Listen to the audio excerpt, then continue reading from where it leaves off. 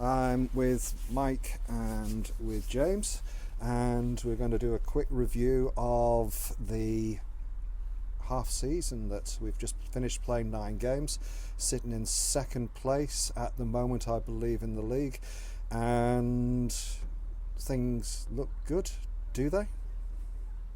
I think so. I think right. Yeah, we're at the mid stage of the season. We're unbeaten, cup and league. We've seen some really positive football, some fantastic results. I think we've been building each week in training, and the intensity is stepping up. We're trying to peak for that point at mid-season where we get to Christmas break. A few more fixtures to come in, but everything seems to be heading in the right direction, and I think today's result showed a true test of our character. And like Mark said, it's an unfamiliar scoreline to us, unfamiliar result. However, that being said, sometimes we need things not to go our way to see how we bounce back from that, and to show our attitude and our character and our desire. And I think it sets us up nicely for an exciting second half of the season. What has been the standout game for you in the 9 that we've had in the league? Standout for me, really, what potentially set the standard was the 2-1 at Golka. Start of the season. Start of the season, first game in Division 1. Unsure what we were going to face, unsure how we were going to adapt. And it really set the tone for where we are now. That was the first one where we were really tested on the back foot. It was quite physical. It was demanding, both mentally as well as technically, and that's the first turning point for us. It was one that was a bit of a wake-up call that we needed potentially from stepping up from Div 2. Thackeray have obviously been the pace setters in the league. They got relegated last season, and they look very determined to go straight back up, which is understandable.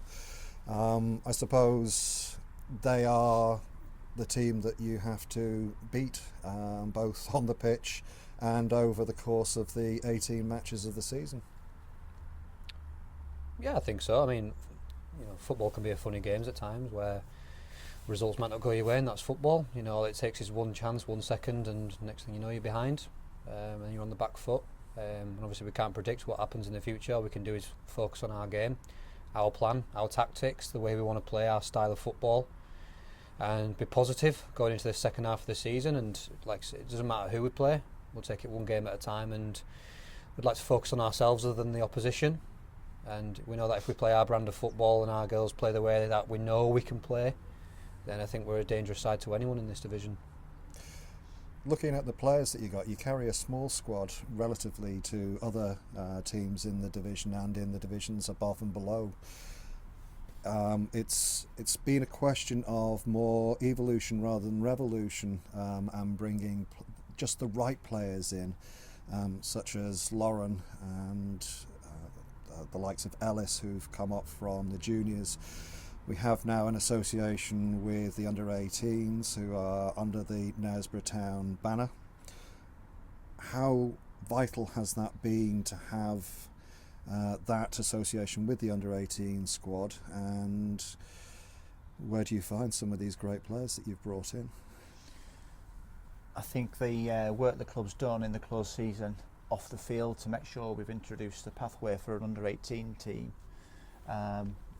has been phenomenal.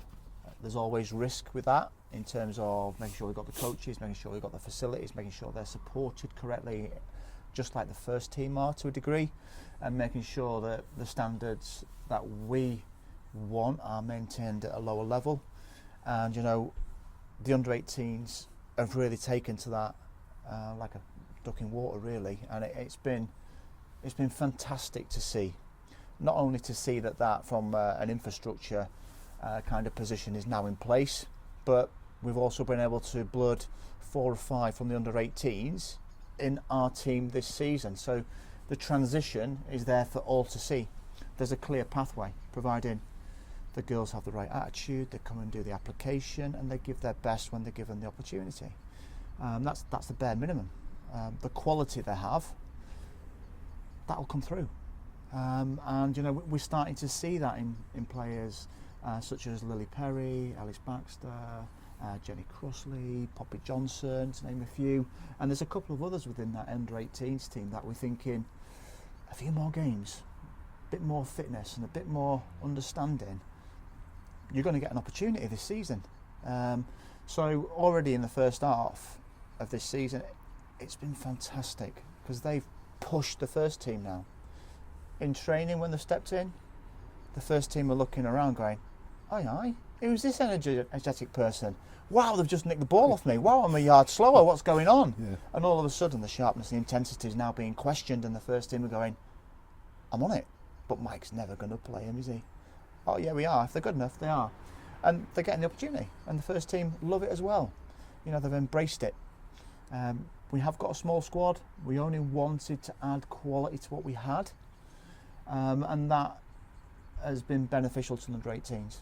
It's provided that opportunity, but you know, the experienced players within the squad, they've all embraced it, and it's been fantastic to see for the first 4 months of this season, and the future does look promising. Looking forward to the next 9 games, obviously they are critical in the very short history of Knaresborough Town. What do you want to get out of those 9 games? I think it's probably a bit of an obvious question, but obviously you'll have goals set. What do you want to get out the next 9 games? I mean, like I say, we'll take one game at a time, but if we're looking at internal goals, we're still looking to sharpen up on our certain areas of the field in terms of how we play, the build up. Without giving too much away, there's things that we're working on in training that we're seeing more and more of on the pitch on a weekend, and if we can do that more and replicate that across the field, I think we'll be all right in the second half of the season. Like I say, we've been building towards this Christmas period, trying to get to that midway stage before the Christmas break, and thankfully, touch wood, the weather's been okay so far, so we've not had many games called off, home or away.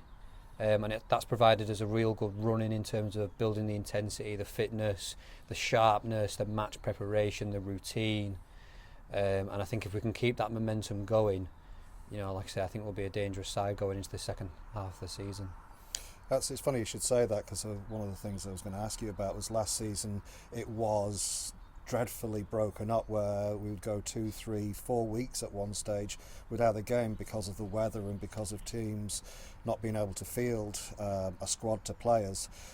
How important has it been this season just to be able to go out week in, week out, bar one weekend where unfortunately the pitch wasn't playable in certain parts? I think it's been phenomenal. You can't underestimate how that consistency improves things with players, and it's not just a consistency in playing, it's injury prevention, it's having players on a match day able to turn up week in, week out. This season we've had 16 players for nearly all the games so far this season, and that's because there's consistency, and that's because they're fit, they're sharp, they're pushing, the muscles are strengthened up all the time, and there's no chance of that lull of, oh, it's another game called off, and we could go 3-4 weeks without any real match time intensity. So you can't beat that consistency, and you know, touch a bit of wood, going into the December and January and February, we're able to maintain that, especially when the weather does turn. Hopefully it'll be not as bad as last year. Hopefully that was a freak. Looking at the players that you've still actually got at least one player on extremely long-term injury. There's still some players to come into the squad that can improve the match day squad as well. Yeah, we had a couple of players unable to, you know, come in who were featured in the first team, such as, you know, Grace Adams, Lorna, and you know, the Charlotte Broad waiting in the wings as well. She's you know, she's getting there with her rehab, and when she does come into training, she's looking pretty sharp and she's looking good, and we're just taking it steady with the progression of her returning to play. We don't want to push her too early, but you know, she's looking really good in training, and as I say, there's a couple of first teamers that weren't available today for whichever reason, but I mean, aside from that, like Mike said, we've got the under-18s that we've had featuring in throughout the season. When there has been an opportunity available, they've really stepped in and stepped up. And you know, they've really shown that they want that opportunity, and they are here to play and they can keep up with the first team and push them further as well. And one final question, I suppose, with the incremental changes that you've made to the squad, bringing in very choice selections, we unfortunately lost Ella, our goalkeeper, last because she's gone to university. But you must be so pleased with the goalkeeping options that you've brought in over the close season. Yeah, I think we identified that Ella was going to be leaving us quite early towards the end of last season. So it was something that I was keen to sort out early in pre-season. And thankfully, we have a local young keeper who was impressed in pre-season games last season and coming to us this season from our neighbours Harrogate Railway in Maria. And not to mention Marina from the United States is providing competition. But Maria has been superb so far this season. Her and the back line together as a unit of at the strongest probably or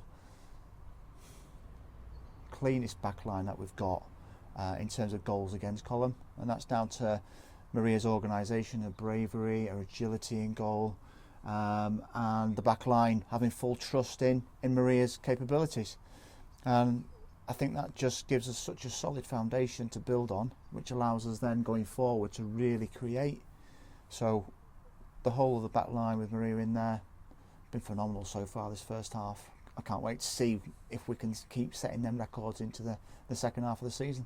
As you say, we've got I think it was the best defence in all 6 leagues in the West Riding.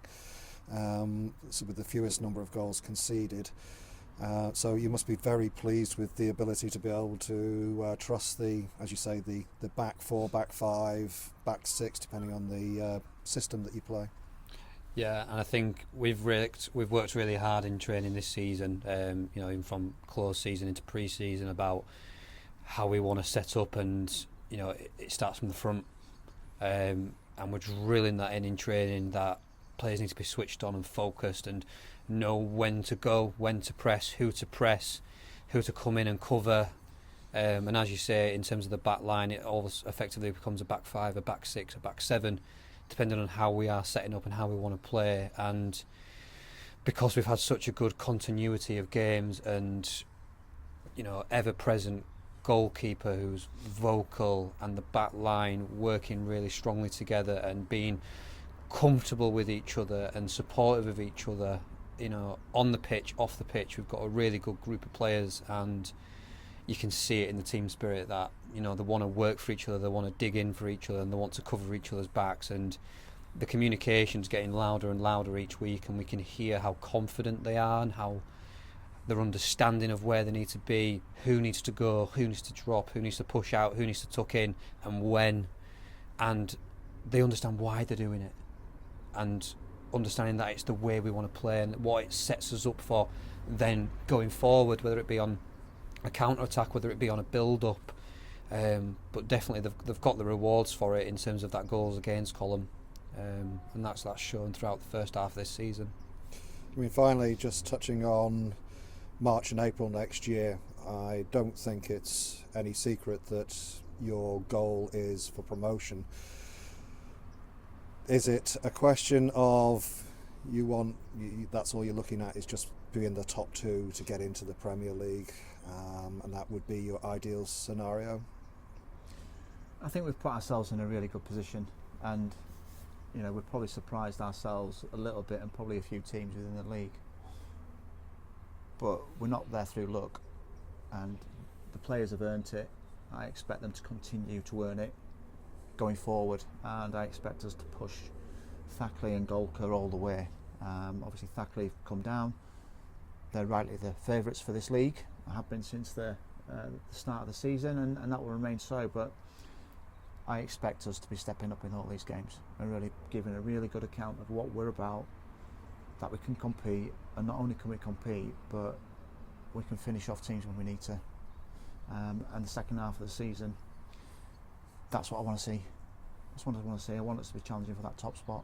Promotion, yes, but top spot we'd like to be challenging for. I mean, being blunt, it's in your hands now with the number of points and the games won. So it's a question of just making sure that the old football cliche, take each game as it comes, get the points that you can get, and at some point you get over the finishing line. Yeah, absolutely.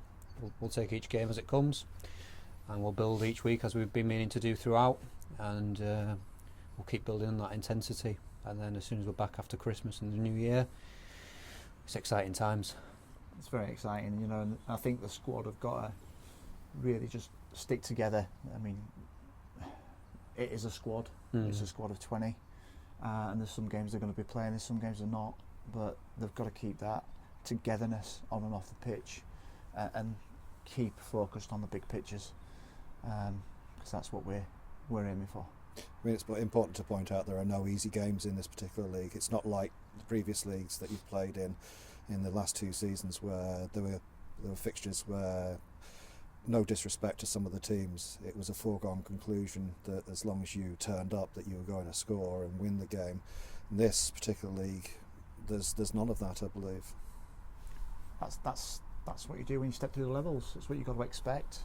It's something that we've needed to really test the players we have, who've probably been coasting for 18 to 24 months. Well, this is what it's about. This is what this level is, and there's going to be a slight change if we manage to get up at the end of the season. But I'm confident in the players we've got and what they've shown that we can compete, and that's where we are.